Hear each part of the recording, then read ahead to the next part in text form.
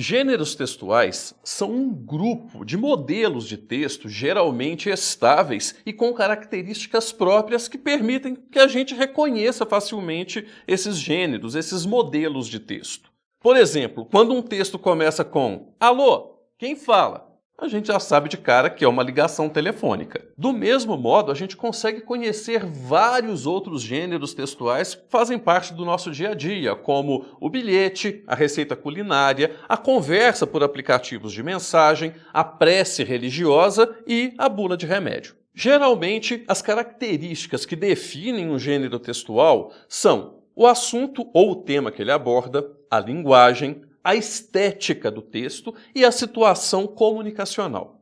Para cada assunto ou tema, a gente deve utilizar um gênero textual correto.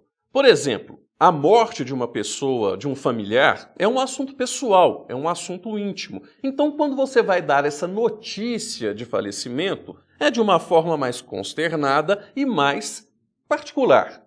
Enquanto que a notícia da morte de uma celebridade, de uma pessoa importante, ela vai ser dada de forma pública, geralmente em jornais. Com relação à linguagem, é importante perceber se aquele texto é falado ou se ele é escrito.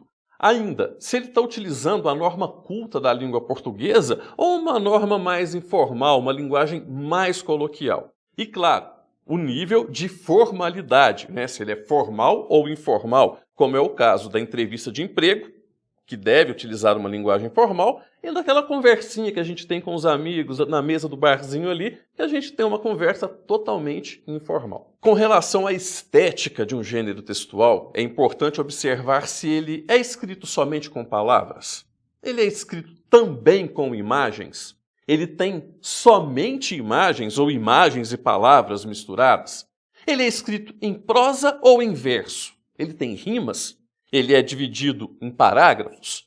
Tudo isso é uma questão estética, são questões estéticas que podem definir um gênero textual. Com relação à classificação, esses gêneros textuais podem ser literários, textos não literários, textos verbais, textos não verbais e mistos e ainda textos digitais. No melhor estilo Pokémon, os gêneros textuais também podem evoluir para se adequarem aí a novas situações de comunicação e outras características.